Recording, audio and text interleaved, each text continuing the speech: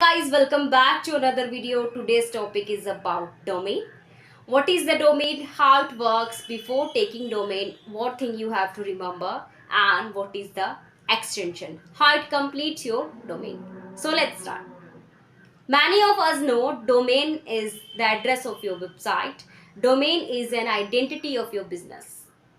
Before taking domain, make sure target keyword should be reflected in your domain. For an example, if I'm a sarionline.com, buysarionline.com, bestsaristore.com. So these are the example.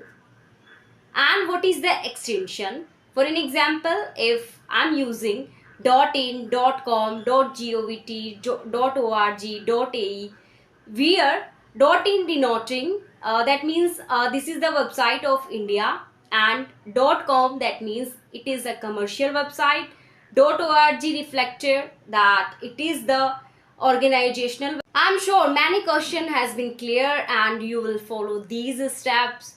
Well, if you like this video, please subscribe my channel, follow my Instagram account. Thank you so much.